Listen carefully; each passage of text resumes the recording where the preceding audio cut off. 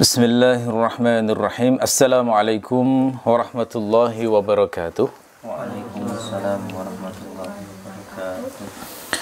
Alhamdulillahi rabbil alamin wa bihi nasta'inu ala umuri dunya waddin. Wassalatu wassalamu ala sayyidil mursalin wa imamil muttaqin nabiyyina Muhammadin wa ala alihi wa sahbihi wa man tabi'ahu bi ihsanin ila yaumiddin. Allahumma inna nas'aluka ilman nafi'a wa rizqan tayyiba wa amalan mutaqabbala. Rabbana zidna ilma warzuqna fahma waj'alna minas salihin. Rabbi ighfirli wa liwalidayya wa liman dakhala baytiya mu'mina wa lil muslimina wal muslimat. Amma ba'du. Baik saudaraku sekalian rahimakumullah, kita lanjutkan tafsir surah Al-Lail. Kali ini kita membahas ayat ke-8 hingga ke-11 ya. Kita baca bersama-sama. A'udzu billahi minasyaitonir rajim.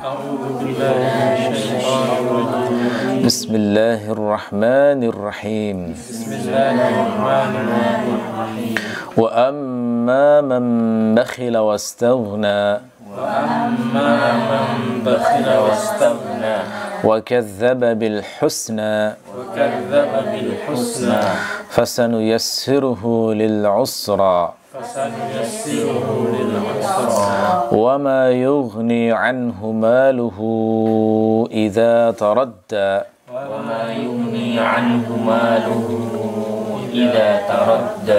Ya. Potongan ayat-ayat ini adalah penjelasan lebih rinci dari ayat inna sa'yakum lasyatta. Sebelumnya sudah saya sampaikan ayat inna sa'yakum lasyatta itu bermakna Allah mengabarkan kepada kita bahwa amal hamba itu meragam secara luar biasa, banyak sekali amalnya. Yang dimaksud di sini bukan pekerjaan, bukan profesi ya, tetapi amal yang mengantarkan ke surga ataukah amal yang mengantarkan neraka.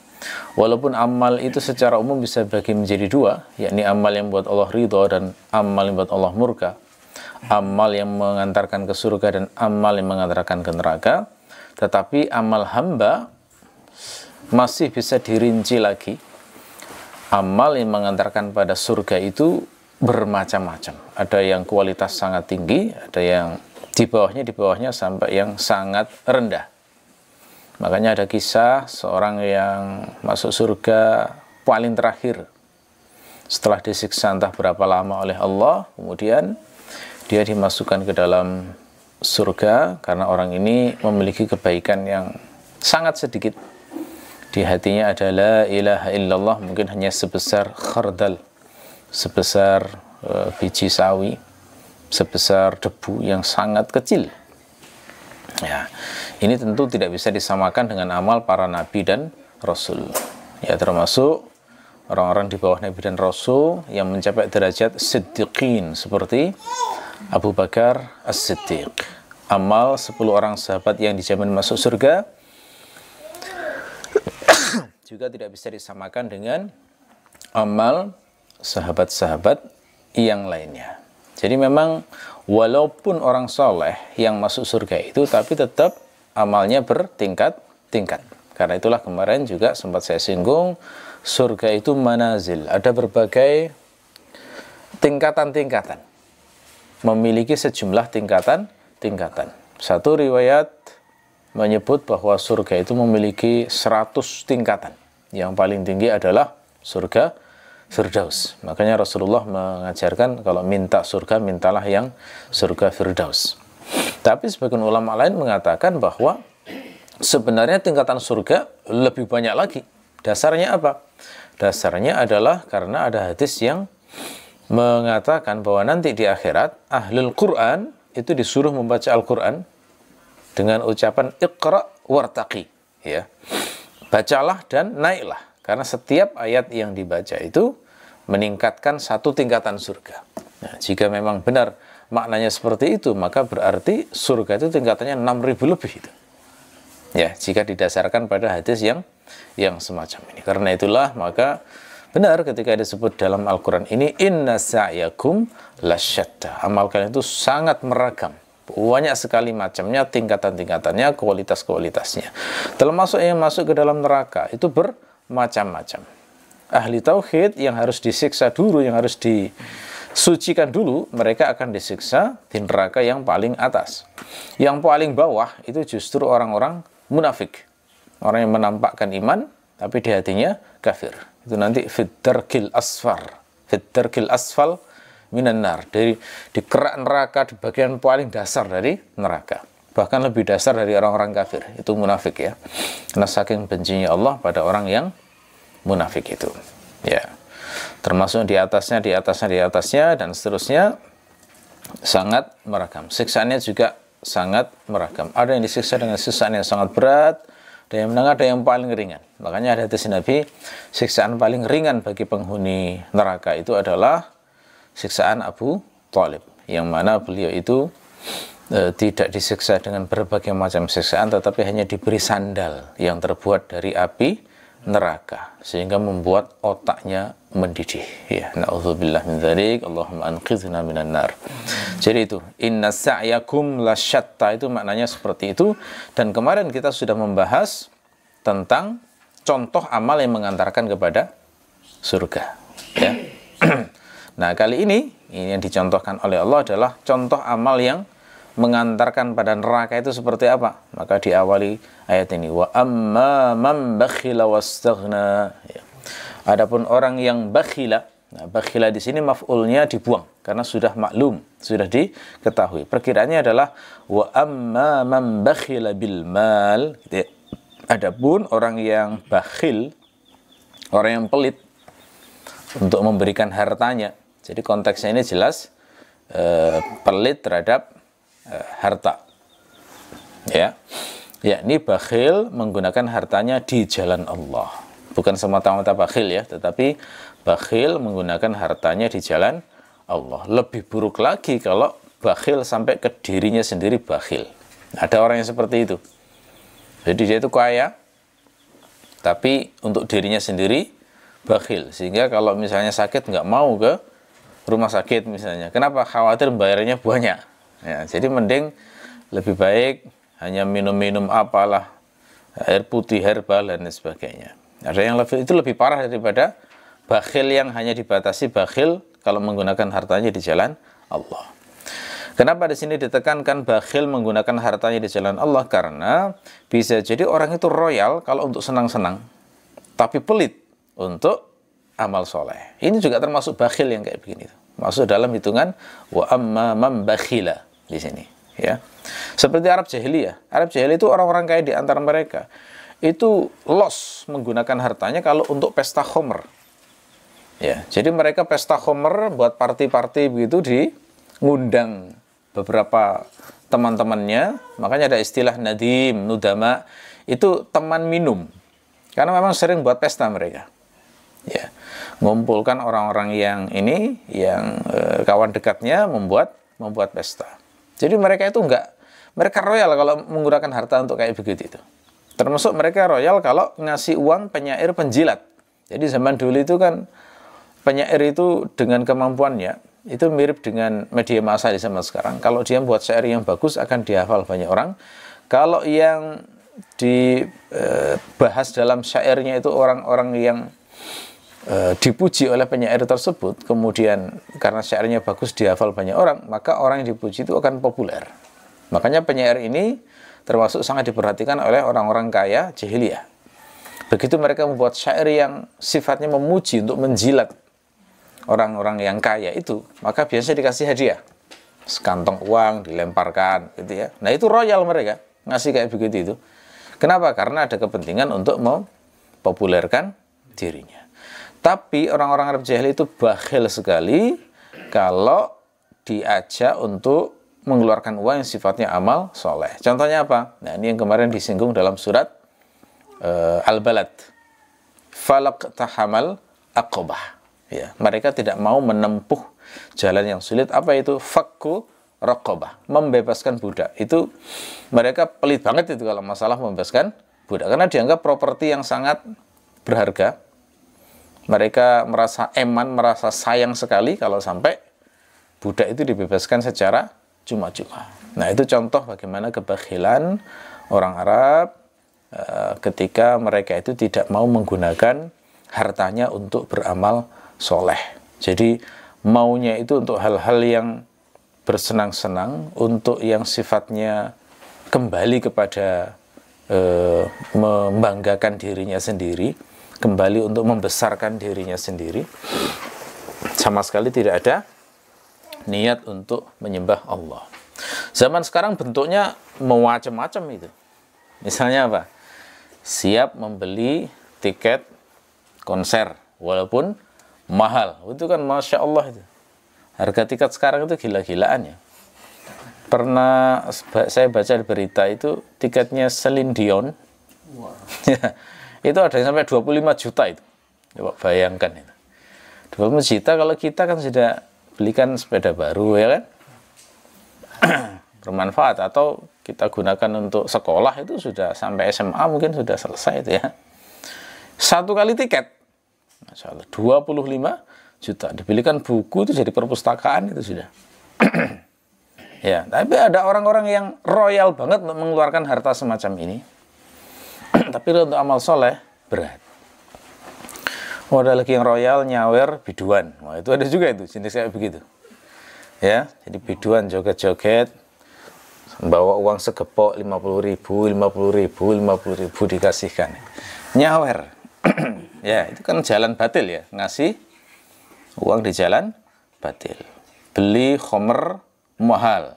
Ada pejabat negara yang difoto ya, bawa khomer, ya kan? Itu khomernya itu berapa juta itu harganya itu ya, satu gelas itu. Bah, gila. Sangat gila-gilaan ya. Ya, na'udzubillah min dzalik. Padahal orangnya yang ngaku muslim, bener ya, muslim ya. Ya, tapi seperti itu perilakunya, na'udzubillah.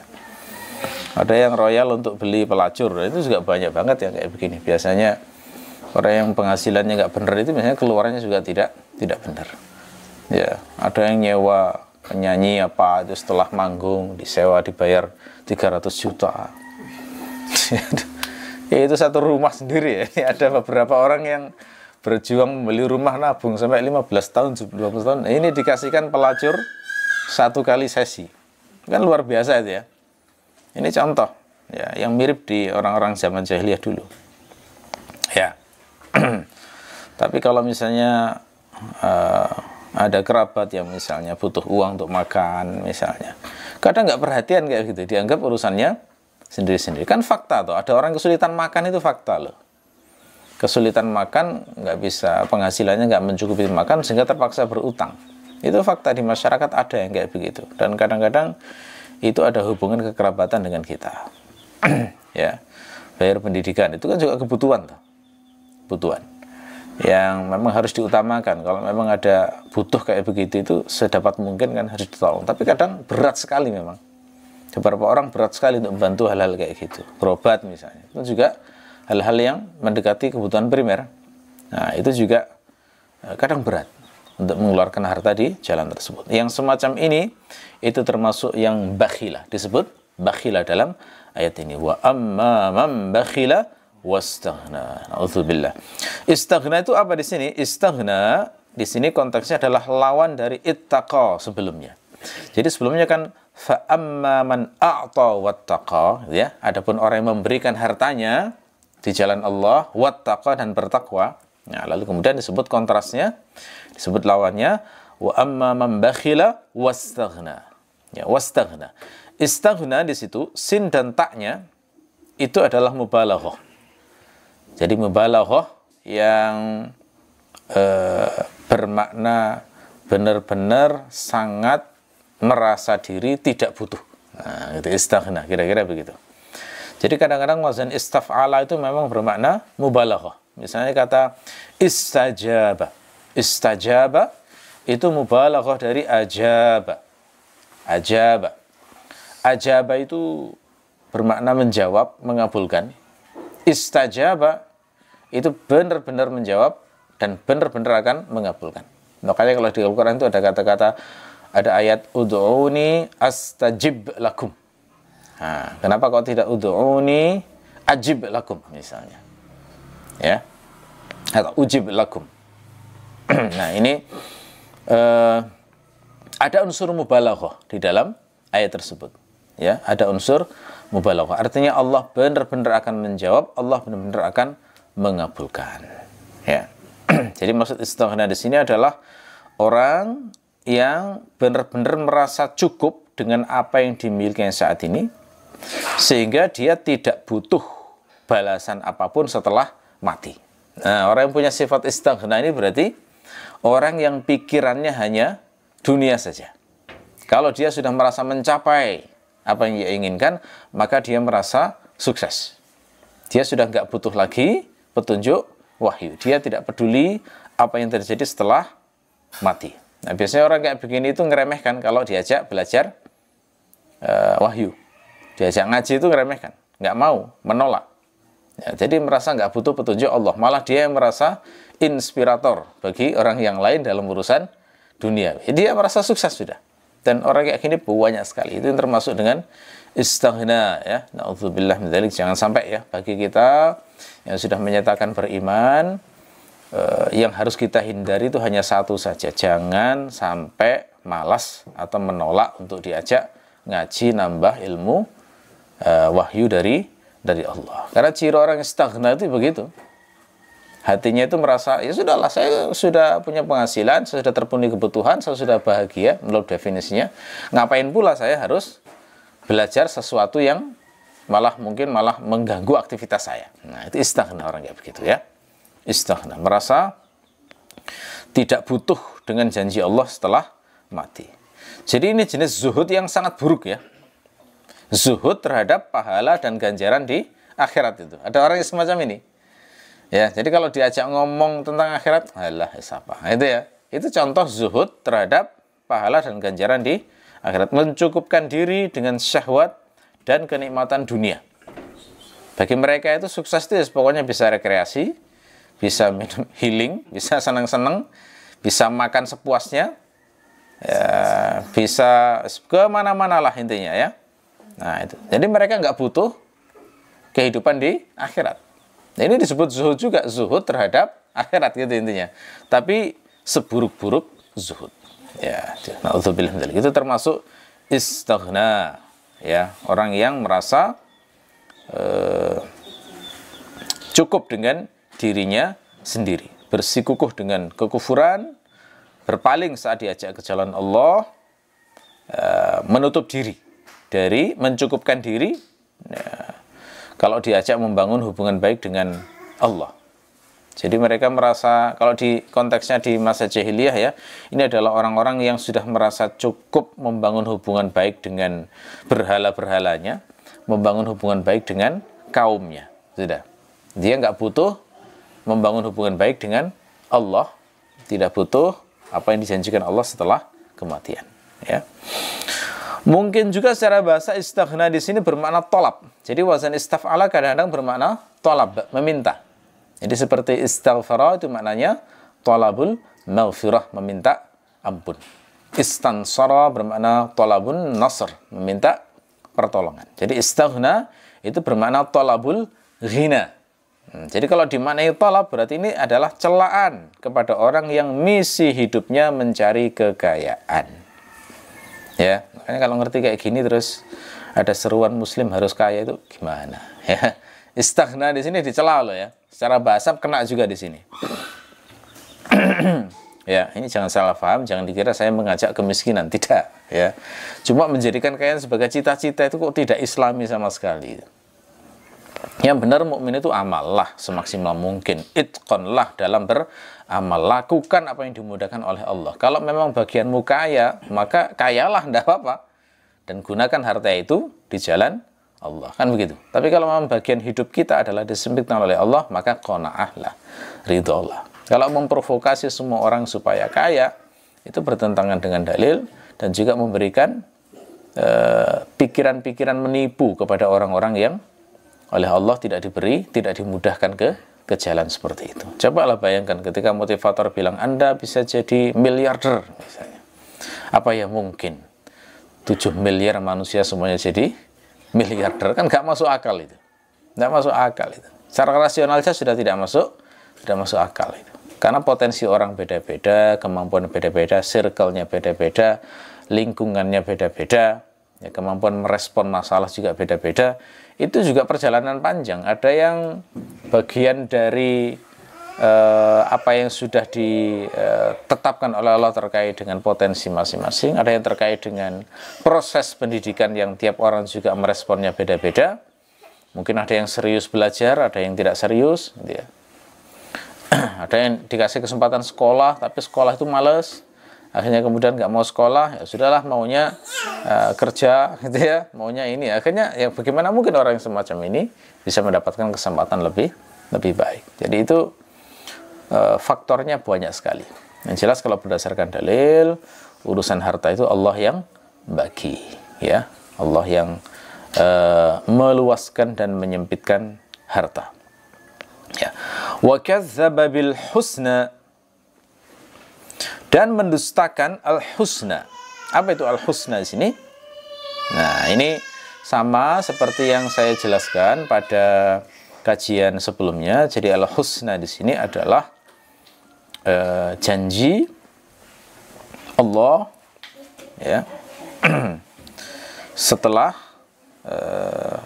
kematian, janji Allah di akhirat, termasuk semua janji Allah baik duniawi maupun ukhrawi. Jadi mendustakan al-husna berarti mendustakan seluruh wu'ud, seluruh janji-janji Allah, entah janji duniawi maupun janji ukhrawi. Sebagian ulama menafsirkan al-husna di sini spesifik surga. Jadi mausufnya diperkirakan wa kadzdzaba bil jannatil husna, kira-kira begitu. Ya. Tapi umumnya tafsir yang dijelaskan para ulama adalah ini maksud adalah janji-janji Allah. Wa kadzdzaba bil wu'udil husna, kira-kira begitu ya. Mendustakan janji-janji Allah. Jadi memang kalau kita lihat orang-orang kafir di masa jahiliyah itu ketika diberitahu tentang janji-janji Allah itu semuanya mengejek. Diceritakan tentang surga, tentang kenikmatannya, diceritakan tentang ancaman neraka dan kengeriannya. Itu semuanya mengejek dan dianggap sebagai dongeng. Nah, ini sebagai contoh dari kadzdzaba bil husna. Karena itu motivasi perbuatan mereka jelas nggak mungkin karena ingin mendapatkan janji Allah. Nggak mungkin itu. Rata-rata kalau kita perhatikan ya, motivasi orang Arab jahiliyah itu ketika beramal baik sekalipun, itu adalah untuk mendapatkan nama yang harum.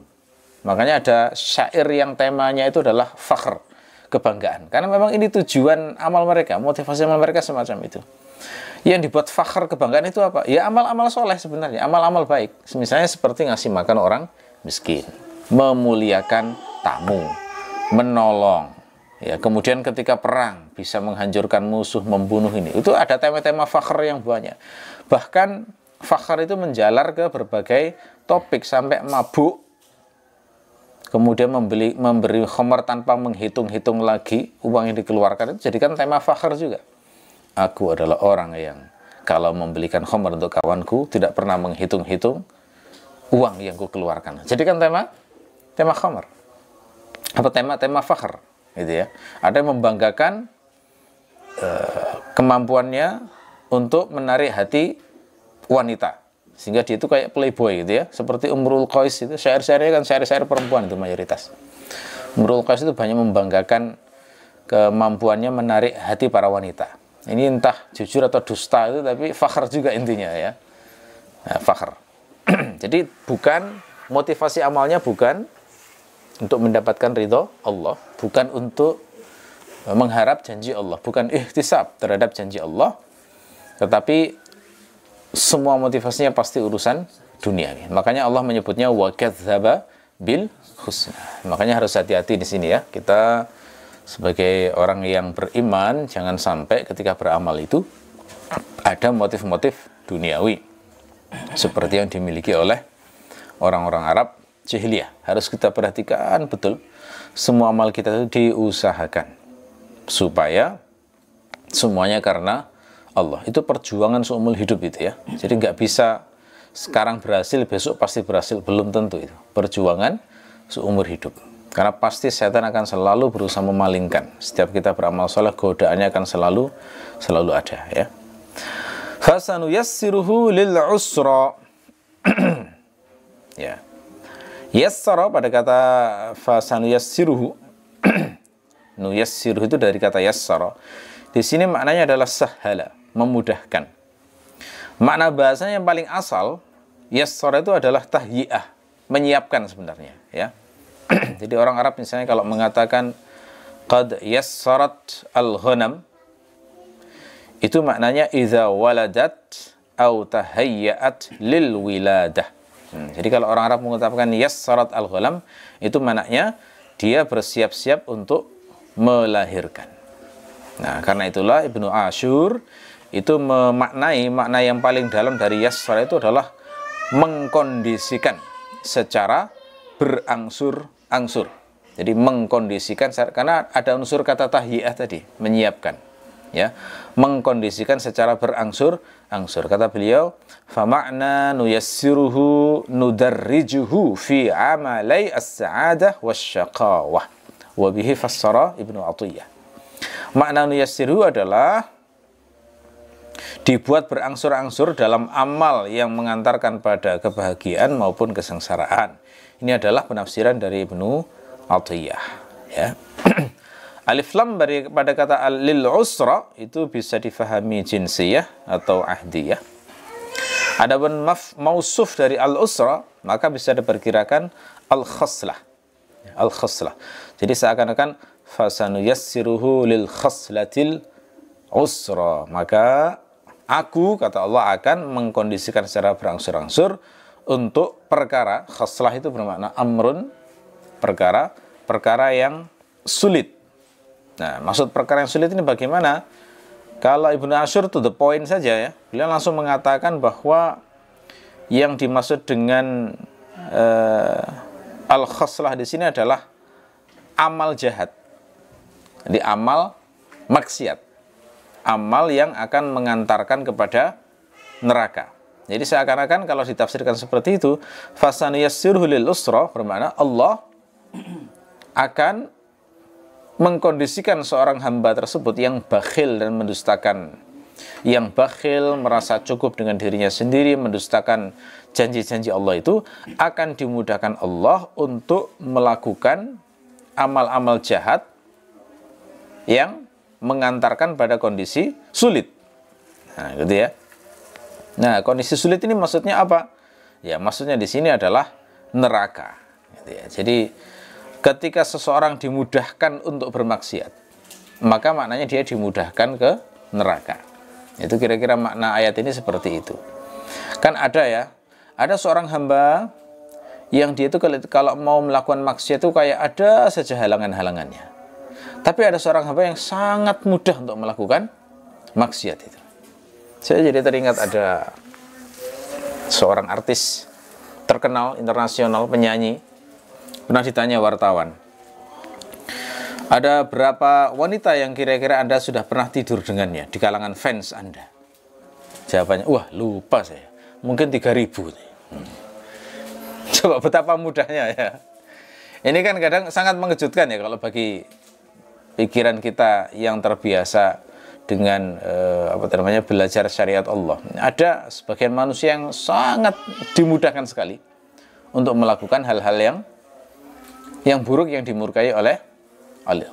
Nah, jadi ini justru itu menjadi pembenar dalam ayat ini. Fasanuyassiruhu lil usra. Ada orang yang sangat dimudahkan itu. Mau apapun kayak fasilitas diberikan semua oleh Allah. Itu justru karena Allah sudah sangat benci kepadanya. Ya, beda dengan orang yang setiap punya ide maksiat ada saja yang menghalanginya. Kadang dihalangi dalam bentuk ada nasihat, dihalangi dalam bentuk kayak dikasih ibroh dengan melihat peristiwa orang lain, ya. Kadang dihalangi dengan cara, ya ada saja halangan dalam kehidupan nyata ini sehingga nggak bisa melakukannya. Itu justru tanda seorang hamba itu berharga di sisi Allah.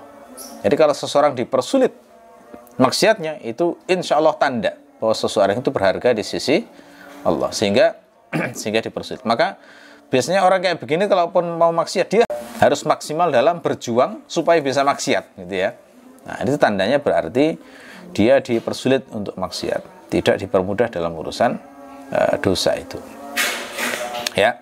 Jadi itu maksud usra di sini adalah neraka, ya, gampangannya semacam itu. Kata fa, pada kata fasanuyassirhu lil usra itu menunjukkan bahwa balasan ini diberikan setelah amal sebelumnya. Jadi Allah itu akan mengkondisikan secara berangsur-angsur untuk melakukan amal maksiat yang mengantarkan ke neraka itu setelah dilakukan amal maksiat sebelumnya. Apa itu? Bakhil untuk berinfak di jalan Allah, istaghna, merasa cukup dengan dirinya sendiri, dan kadzdzaba bil husna, mendustakan janji-janji Allah. Baru dihukum dengan cara dimudahkan ke neraka. Sa pada kata fasanuyassiruhu itu kan harfu tanfis yang biasanya terjemahkan akan. Nah, di sini kata Ibnu Asyur itu isyarat sa di sini itu akannya di sini itu menunjukkan bahwa kemudahan menuju perbuatan maksiat yang mengantarkan ke neraka itu sifatnya berkelanjutan. Berkelanjutan. Jadi mulai semenjak dia melakukan 3 perbuatan buruk yang disebut oleh Allah itu berlangsung mulai dari itu sampai akhir hayat kalau dia tidak bertobat. Itu ya. Nah, itu. Makanya kadang-kadang orang kalau sudah dikehendaki binasa oleh Allah, semakin tambah umur semakin banyak maksiatnya. Semakin banyak maksiatnya. Nauzubillah min dzalik, ya. Sampai akhirnya melakukan kemaksiatan besar, yakni kekufuran. Jadi ada unsur dawam pada kata sa di sini, ya. Ada dawam sekaligus istizadah. Terus menerus dan terus bertambah. Ya, sama seperti yang ayat sebelumnya, siapa yang wa amma man a'ta wattaqa, siapa yang ngasih harta di jalan Allah, bertakwa, membenarkan al-husna, janji-janji Allah, fasanuyassiruhu lil yusra, akan dimudahkan Allah semenjak dia melakukan 3 perbuatan itu, terus menerus sampai akhir hayat, akan selalu dimudahkan Allah untuk beramal soleh, selalu dibuka pintu-pintu amal soleh, diajari ilmu-ilmu baru, ini lo amal soleh, lakukan, gitu ya. Selalu ditambahi petunjuk. Ada unsur dawam dan istizadah, semakin menambah dan terus menerus sampai akhir hayatnya, gitu ya. Jadi ini kontras dari orang yang dibenci Allah dan orang yang dicintai oleh Allah. Makanya itu satu kalimat indah yang juga saya sukai adalah ketika dikatakan begini, ciri orang dapat petunjuk itu bukan orang yang tidak pernah berbuat maksiat, bukan. Ciri orang dapat petunjuk itu adalah orang yang jika tergelincir, seberapa cepat dia kembali ke jalan Allah, itu tanda orang yang mendapatkan petunjuk. Gitu ya. Jadi semakin cepat dia kembali ke jalan Allah, itu tandanya orang itu adalah orang yang mendapatkan petunjuk. Nah, ini. Jadi itu nanti berlevel-level. Jadi terkadang, karena orang kalau menghindar dari maksiat sama sekali mustahil itu.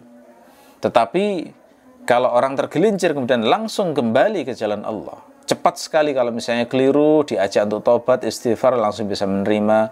Astaghfirullahaladzim, Allahumma ghfirli wa tub alayya. Bisa dengan mudah lisannya mengatakan semacam itu, insya Allah itu ciri orang yang dapat petunjuk.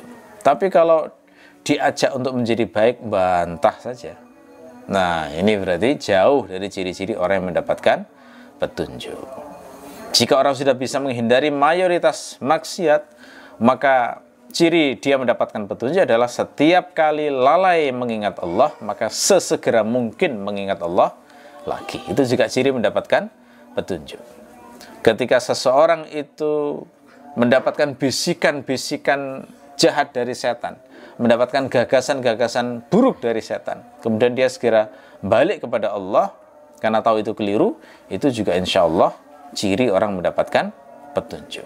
Ketika orang misalnya membaca sebuah tulisan yang provokatif atau mendengarkan sebuah ucapan yang provokatif, yang mengadu emosi, tapi dia bisa segera mengenali ini batil, tidak sesuai dengan ajaran Allah. Nah, ini insya Allah adalah ciri orang yang mendapatkan petunjuk. Gitu ya, itu bisa kita harapkan yang termasuk digolongkan Allah fasanuyassiruhu lil yusra, ya, bukan termasuk fasanuyassiruhu lil usra, ya. Adapun kebalikannya, orang yang kalau mendapatkan omongan buruk lekas terpengaruh, nggak bisa nyaring, tidak bisa mengomentari, tidak bisa menilai ini baik atau buruk. Nah, ini khawatir termasuk golongan yang fasanuyassiruhu lil usra, ya.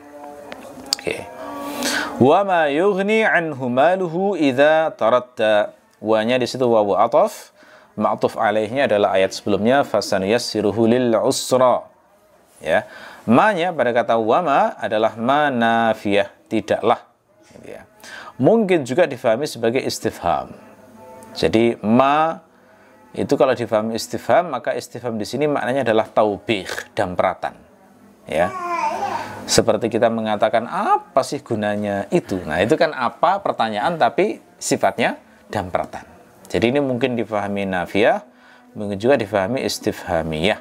Jadi bermakna inkar dan taubih. Ya, tapi kalau difahami istifham maka wawunya harus dimaknai istinaf, bukan wawu ataf. Taradda wa ma yughni anhu maluhu. Yughni itu kan mencukupi, ya, memberi manfaat. Kalau difahami nafiyah berarti dan tidaklah memberi manfaat baginya maluhu, hartanya, idza taradda, jika dia taradda. Apa makna taradda? Taradda itu makna bahasanya adalah jatuh dari atas ke bawah. Ya, kata Ibnu Asyur, wa taraddi as-suqutu min 'uluwin ila asfal. Kondisi jatuh dari atas ke bawah. Nah, biasanya jatuh seperti itu tewas biasanya. Ada satu video tentang elang yang berburu hewan, pernah saya lihat itu. Jadi ada elang yang sangat kuat, ya, dia itu terbang itu sampai bisa mencengkram kambing, bayangkan, ya. Kambing itu kambing-kambing gunung itu disambar kemudian dicengkram, dibawa ke atas. Nah, ternyata cara membunuhnya adalah dijatuhkan itu. Jadi di gunung-gunung berbatu itu dia di lokasi tertentu dijatuhkan. Wah, bayangkan, ya, memang jatuh dari atas kayak begitu ya langsung tewas. Kambingnya itu karena kepalanya menabrak batu das berkali-kali, langsung tewas itu. Sehingga kemudian barulah jasadnya dimakan oleh elang itu, dibawa ke sarangnya untuk persediaan makan beberapa hari itu. Itu gambaran terbaik untuk menyebut taradda itu kayak begitu. Jadi taradda jatuh dari atas yang membuat tewas. Makanya taradda itu kemudian secara majasi itu maknanya adalah halaka, binasa. Ya, idza taradda itu maknanya adalah jika dia binasa. Ya, dalam Fathul Qadir Asy-Syaukani dikatakan yuqalu radiyar rajulu yarda radan wa taradda yataradda idza halaka. Nah, jadi seorang lelaki kalau disebut radiya yarda taradda yataradda itu maknanya halaka atau binasa. Yang maksudnya di sini adalah binasa karena masuk neraka. Gitu, ya. Binasa karena masuk neraka. Kata Qatadah, Abu Shalih dan Zaid bin Aslam, idza taradda idza saqata fi jahannam. Ya, taradda adalah jatuh ke dalam neraka jahannam. Jadi, kenapa dikatakan binasa di situ, ya? Karena tidak ada kesengsaraan yang lebih dahsyat daripada kesengsaraan orang yang masuk ke dalam neraka. Dan kalau sudah masuk ke dalam neraka, maka harta tidak berguna. Harta yang sudah eman-eman, disayang-sayang, disimpan-simpan, dihitung-hitung. Berapa ini hartaku sudah, berapa ini propertiku, nilainya berapa, sudah begitu disayang-sayang, kalau begitu di akhirat sudah nggak ada gunanya sama sekali, ya, karena malaikat di neraka nggak bisa disuap. Nah, kalau di negeri ini kan apapun bisa terjadi, hakim-hakimnya, ya, korupsi sekian triliun, hukumannya, ya, itu kan, ya, Masya Allah, melukai rasa keadilan, ya, di seluruh masyarakat Indonesia. Jadi kalau di akhirat tidak bisa itu disuap malaikat. Allah juga nggak bisa dibujuk dengan harta. Jadi di akhirat nanti itu yang fungsinya mirip seperti uang itu amal soleh sebenarnya. Jadi kalau ada orang punya utang, itu dia bayarnya pakai amal soleh. Dan dia itu weman banget dengan amal solehnya mau dikasih orang lain. Karena dia belum tahu cukup nggak ini masuk ke dalam surga. Tapi akhirnya dipaksa kan kalau dia memang punya kezaliman terhadap sesama. Ya, jadi seakan-akan dikatakan kalau sudah masuk ke neraka, siapa yang bisa menyelamatkannya di akhirat? Nggak ada maknanya itu harta yang ia simpan-simpan, yang ia bakhilkan itu. Ya, oke. Nah, ayat ini ya, di antara contoh praktek yang bagus di zaman Nabi untuk bisa memahaminya, Itu adalah kisah laki-laki soleh di zaman Nabi, sahabat Nabi yang bernama Abu Ad-Dahdah. Nah, jadi namanya Abu Ad-Dahdah. Gimana itu ceritanya? Ya, saya ceritakan riwayat sahihnya dulu ya. Jadi dalam Musnad Ahmad itu Rasulullah itu pernah bersabda begini, kam min izqin radahin li Abi Dahdah fil jannah qala hamiraran. Betapa banyaknya tandan-tandan dari pohon kurma yang rimbun miliknya Abu Ad-Dahdah di surga. Ini Rasul mengucapkannya berkali-kali. Jadi ini pujian kepada Abu Ad-Dahdah. Itu amalnya apa ini Abu Ad-Dahdah ini? Nah, ini menarik nih. Saya ceritakan tafsirnya, kisahnya ada dalam yang lebih rinci, ada dalam kitabnya Tafsir As-Sa'labi. Ya, jadi kisahnya adalah ada seorang laki-laki munafik yang dia itu punya kebun kurma. Ya. Kemudian lelaki ini itu memiliki tetangga yang miskin ya, di sampingnya, di samping kebun kurma itu. Nah, kurma itu kadang-kadang jatuh buahnya. Fakana yasqutu min balahiha fi dari jarihi, gitu lafadznya ya. Kadang-kadang balahnya, balah itu kurma yang belum matang ya. Kadang-kadang kurma yang belum matang ini jatuh ke rumah tetangganya itu. Wa kana sibyanuhu yatanawaluhu. Ya. Dan anak-anak dari tetangga ini namanya jatuh ke rumahnya dianggap sebagai hadiah gitu ya. Akhirnya dimakan sama anak-anak dari tetangga tersebut. Nah, ini enggak disukai sama lelaki itu tadi. Maka kemudian lelaki itu mengadu kepada Rasulullah. Ini loh Rasulullah, buah saya ini kalau jatuh ke rumah tetangga saya itu kok selalu dimakan, nggak dikasihkan ke saya. Nah, Rasulullah itu dengan penuh rahmah, kasih sayang, karena beliau tahu itu memang keluarga miskin dan butuh, maka beliau kemudian mengatakan, bi'niha binakhlatin fil jannah. Juallah kebunmu itu, kurmamu itu kepada saya, dengan sebagai gantinya kamu mendapatkan kebun di surga. Tapi dia menolak, gak mau ya, gitu ya. Lalu kemudian keluarlah lelaki itu. Kemudian Abu Dahdah tahu peristiwa itu, lalu kemudian menemui lelaki tersebut. Lalu kemudian Abu Ad-Dahdah bilang, hal laka an tabi'aha bi husna. Mau nggak kamu menjualnya itu, saya tukar dengan kebun kurma saya yang lebih bagus daripada punyamu. Nah, senang dia akhirnya. Hiya laka. Oke, ya, silakan ambil. Ya, setelah itu kemudian datang kepada Nabi Shallallahu Alaihi Wasallam, kemudian berkata, wahai Rasulullah, atashtariha minni binakhlatin fil jannah. Mau enggak engkau menukar kebun saya ini dengan kebun di surga yang kau janjikan pada lelaki itu tadi? Ya, jawaban Nabi, na'am, iya. Akhirnya kemudian dia bilang, oke Rasulullah, sudah deal. Ya, hiya laka. Sudah itu jadi saya serahkan. Maka kemudian Rasulullah kemudian memanggil tetangga yang miskin tadi itu, kemudian kebun itu diserahkan kepada tetangga itu. Ya, akhirnya kemudian turun ayat wal-laili idza yaghsha dan seterusnya, fa amma man inna sa'yakum lasyatta. Itu maksudnya adalah sesungguhnya amal kalian itu ada yang modelnya seperti Abu Dahdah, ada juga yang modelnya seperti lelaki pelit si munafik itu tadi. Ya. Fa amma man a'ta wattaqa, adapun orang yang mau memberi dan bertakwa seperti Abu Dahdah ini, mau ngasihkan hartanya, kebunnya itu, dan dalam rangka bertakwa karena takut kepada Allah, bukan karena ingin dapat pujian dan lain sebagainya. Wasaddaqa bil husna, dan membenarkan balasan janji yang diberikan oleh Allah dan Rasulnya itu, fasanu yassiruhu lil yusra, akan dimudahkan untuk beramal soleh yang lainnya, dimudahkan menuju surga. Wa amma man bakhila wastaghna, adapun yang bakhil seperti lelaki munafik itu tadi, wastaghna, merasa cukup dengan dunia yang dimilikinya, kan dia sudah ridho ya dengan ditukar kurma kebun yang lebih baik. Ya, berarti dia kan nggak butuh akhirat tadi ya. Ini yang maksud dengan bakhil dan istaghna. Jadi dia pelit untuk ngasih orang lain dan merasa cukup dengan kenikmatan duniawi dirinya.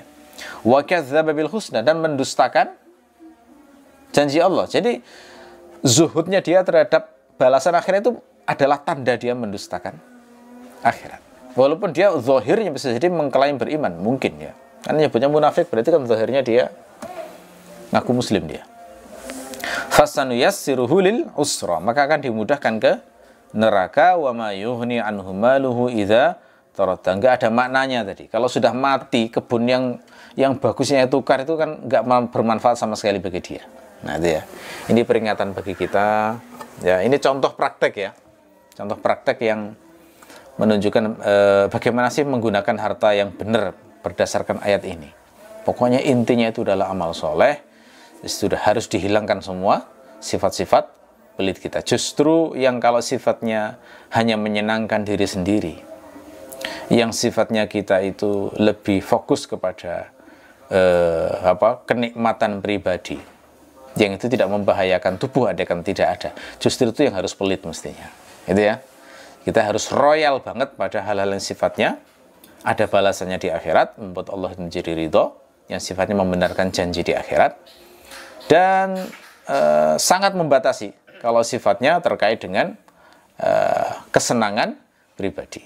Nah, lelaki munafik ini kan fokusnya malah justru ke kesenangan pribadi, pikirannya kan panjang mungkin ya. Nah, ini kalau saya punya kebun bagus kayak gini, nanti hasilnya berapa ton ini dalam sekian bulan, nanti saya dapat sekian, dapat sekian, dapat sekian.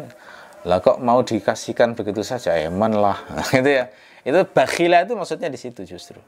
Sayang kalau digunakan untuk beramal soleh ya. Mudah-mudahan Allah memberikan taufik kepada kita untuk mengamalkan yang diajarkan Allah dalam surat Al-Lail ini.